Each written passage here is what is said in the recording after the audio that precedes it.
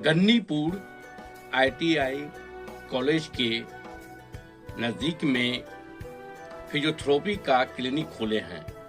विगत कितने सालों से कर रहे हैं फिजियोथेरेपी और गोल्ड मेडलिस्ट भी आपने सम्मानित हुए हैं और कितने सालों से कर रहे हैं वो बताएं। जो मेरी डिग्री जो है वो 2017-18 के बीच में ख़त्म हुई थी, बीपीटी की डिग्री। उसके बाद से लगातार जो है प्रैक्टिस में है और उसके बाद मैंने पीजी किया है 2020 में।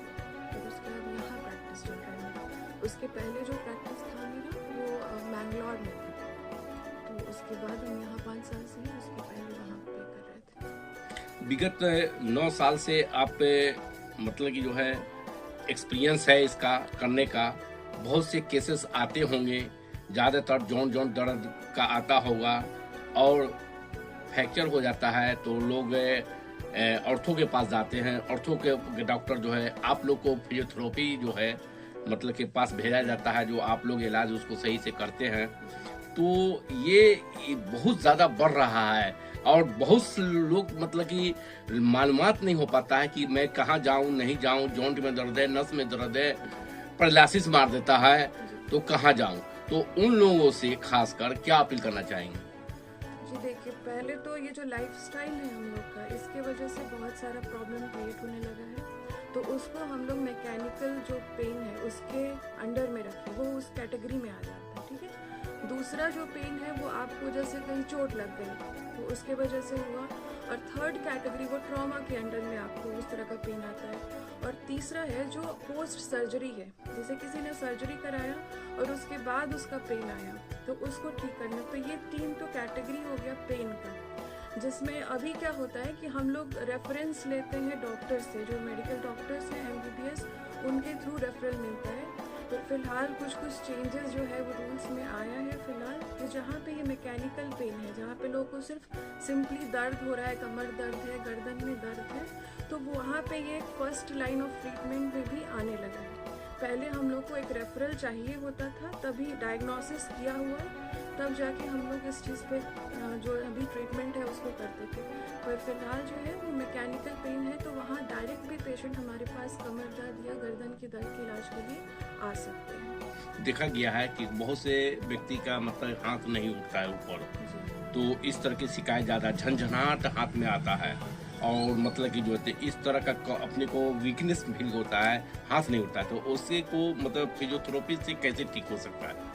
देखिए, उसमें क्या है कि ये भी इसके कॉज के तरफ पहले तो ध्यान देना पड़ेगा कि इसका रूट कॉज क्या है। ये डायबिटिक की वजह से हो सकता है, अगेन ये आपको एक ट्रॉमा की वजह से, कहीं कोई रोड पे गिर गया, ठीक है, तब हो सकता है, या उसका हाथ कहीं से फ्रैक्चर है, इतने दिन वो प्लास्टर में रहा तो हाथ उठेगा नहीं, वो अपना डे टू डे एक्टिविटी कर नहीं सकता है, तो उसके वजह से क्या होता है कि हाथ उठ नहीं पा रहा है। तीसरा जो है वो सिस्टमिक कॉज है आपका, जो होता है कि आपको डायबिटिक है, पेशेंट लॉन्ग टर्म डायबिटीज से कर रहा है, तो उसमें नस जो है या जो मांसपेशी है उसमें कमजोरी आ जाती है, और तब जो होता है वो फ्रोजन शोल्डर, जिसको एडहेसिव कैप्सुलाइटिस बोलते हैं, जो कैप्सूल होता है उसमें चिपचिपापन, जो चिपचिपा चीज़ होता है उसके वजह से स्टिक करने लगती है मांसपेशी।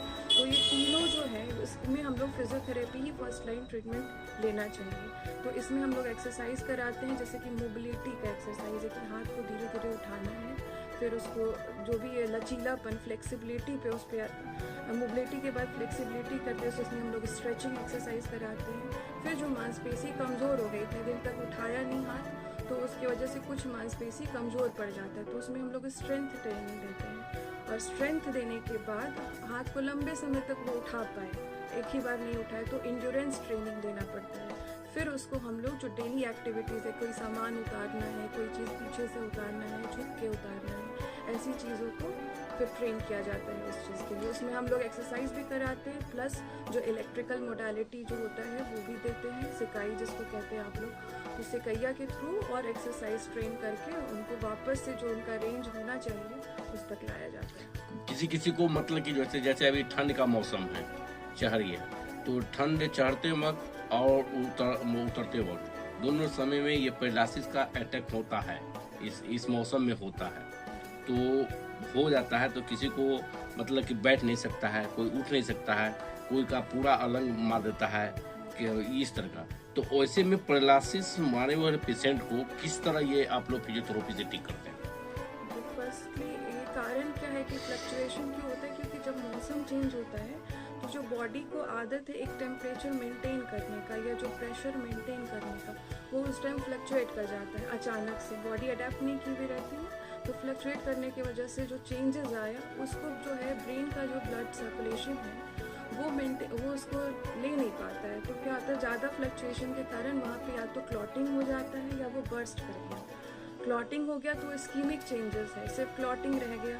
अगर उसमें हेमरेज हो गया, मतलब कि वो फट गया वो नली, तो फिर वहाँ हेमरेज हो जाता है। तो उस केस में भी क्या होता है कि जितना ज़्यादा क्लॉटिंग है, अगर सिंपल क्लॉटिंग है तो फर्स्ट लाइन उसमें मेडिसिन का है, ठीक है, क्योंकि वो एक इमरजेंसी रोल वहाँ पे आता है। जब वो इमरजेंसी से 48 घंटे या 72 घंटे का ड्यूरेशन हम लोग लेते हैं, उसके बाद ही एक्सरसाइज को स्टार्ट किया जाता है। देखा गया है कि अभी जो है 10 साल के हाइट मतलब कि कम है किसी का, और तो लड़के हैं तो चल भी जाता है, मगर बचिया में थोड़ा सा प्रॉब्लम होती है शादी ब्याह के समय में। तो क्या 10 साल की उम्र के बाद में मतलब कि हाइट बढ़ सकता है? आप लोग इसका मतलब कि कर सकते हैं उसका इलाज? देखिए ये तो स्पेशल केस हो जाएगा, ठीक है।